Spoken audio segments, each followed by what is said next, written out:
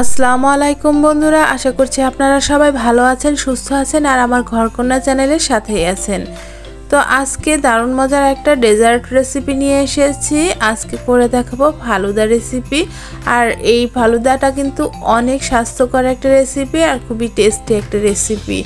আর এই গরমের দিনে এইরকম ঠান্ডা ঠান্ডা ফালুদা কিন্তু একদম সবার মন কেড়ে নেবে।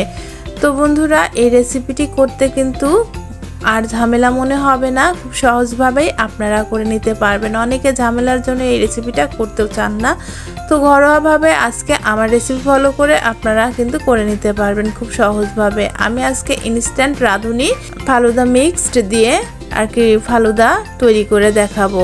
চলুন তাহলে বন্ধুরা, কথা না বাড়িয়ে আমরা মূল রেসিপিতে চলে যাই। এখানে আমি ফালুদাটা তৈরি করে নেওয়ার জন্য রাঁধুনি ফালুদা মিক্সড ইউজ করেছি, এটা ভ্যানিলা ফ্লেভারের। আর এখন আমি আনপ্যাকিং করছি ভেতর থেকে, আর কি আছে সেটা বের করে নিচ্ছি, আপনাদেরকে দেখিয়ে দেব। এই যে দেখুন, এখানে আছে ফালুদা মিক্সড, এটা হচ্ছে মূলত ফালুদা মিক্সড উপাদান সব কিছুই দেওয়া আছে। আর দুটো জেলোর প্যাকেট আছে, একটা গ্রিন কালারের জেলোর প্যাকেট, আরও একটা আছে সেটা হলো রেড কালারের জেলো প্যাকেট।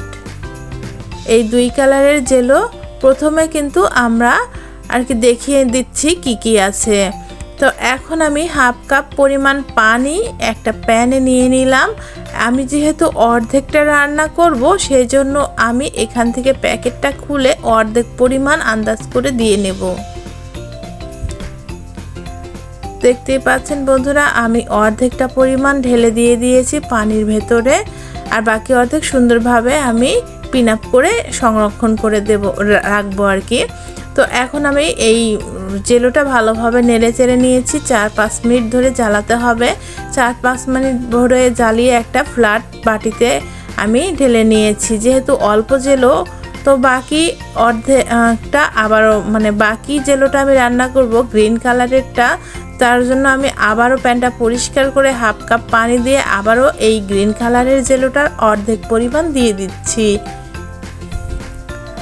তো দেখুন, আমি অর্ধেকটা দিয়ে দিয়েছি আর খুব ভালোভাবে এটাকে নেড়ে চেড়ে 4-5 মিনিট ধরে জ্বালিয়ে নেব। তো বন্ধুরা, 4-5 মিনিট ধরে জ্বালালে কিন্তু আপনার জেলোটা ভালোভাবে আর কি হবে। তো আমার জ্বালিয়ে নেওয়া হয়ে গেছে, আমি একটা ছোট বাটিতে ঢেলে নিলাম। যেহেতু আমার অল্প জেলো, তার জন্য আমি একটা ছোট বাটিতে ঢেলে নিলাম। এগুলোকে ঠান্ডা করে একটু ফ্রিজিং করব। তো ওই প্যানটা আমি আবারও পরিষ্কার করে নিয়ে এখন ওই প্যানের ভিতরে দুধ দিয়ে নিলাম। আমি হাফ লিটার পরিমাণ দুধ দিয়ে নিয়েছি। আর ফালুদা মিক্সডের ভিতরে কি থাকে সেটা দেখিয়ে দিচ্ছি। দেখুন, কিশমিশ, চিনি, সাগুদানা আর নুডলস সব কিছু মিক্সড করা থাকে। তো এইগুলোকে আমি এর ভিতরে দিয়ে দিলাম। আর কিছুই করতে হবে না, এটাকে অনবরত নেড়ে নেড়ে ভালোভাবে ফুটিয়ে নিতে হবে। খেয়াল করতে হবে যে ভালোভাবে নুডলস এবং সাগুদানাটি ফুটেছে কিনা। এভাবে আমি একটু একটু করে উঠিয়ে চেক করে নিয়েছি যে ভালোভাবে যখনই ফুটবে তখন কিন্তু আমি চুলাটা বন্ধ করে দেব। তো এইভাবেই আমি জ্বালিয়ে নিয়ে ফুটিয়ে নিয়েছি। আর দেখুন, আমার ফুটিয়ে নেওয়া কিন্তু একদম হয়ে গেছে। তো এখন এগুলোকে একটা বলে ঢেলে ঠান্ডা করে নিচ্ছে। আর ঠান্ডা করে নেওয়ার এই পর্যায়ে একটু নেড়ে চেড়ে নিচ্ছি আর কি।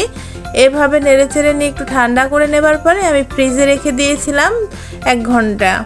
তো এখন আমি জেলোটাও ফ্রিজ থেকে বের করেছি এবং ফালুদা মিক্সটাও বের করে নিয়েছি। জেলোটাকে একটা নাইফের সাহায্যে এইভাবে কেটে কেটে নিচ্ছি, দেখতে পাচ্ছেন। প্রথম অবস্থায় যেহেতু অল্প জেলো, অতটা ভালো বোঝা যাচ্ছে না, তারপরেও দেখুন এইভাবে আমি জেলোগুলোকে কেটে নিয়েছি।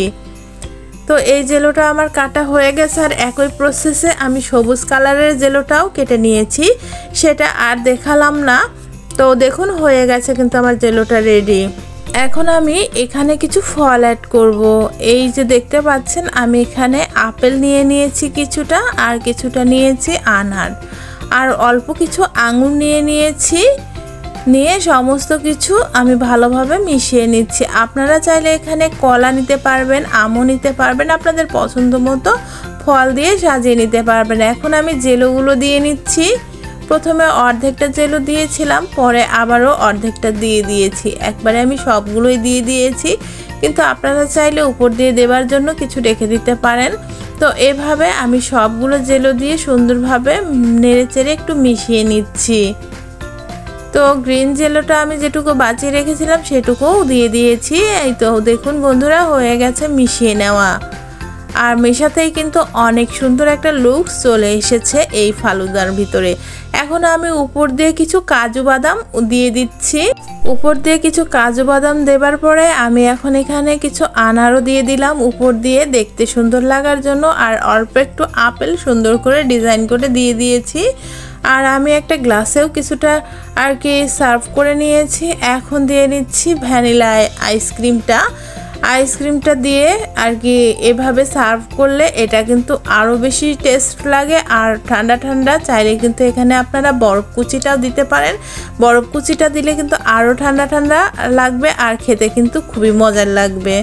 তো বন্ধুরা, এই ছিল আমার আজকের রেসিপি।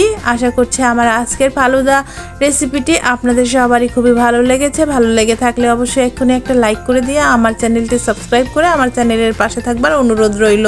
ফেসবুক থেকে দেখে থাকলে প্লিজ লাইক এবং ফলো করে দেবেন, আর বেশি বেশি করে ফ্রেন্ডস অ্যান্ড ফ্যামিলির সাথে শেয়ার করে দেবার অনুরোধ রইল।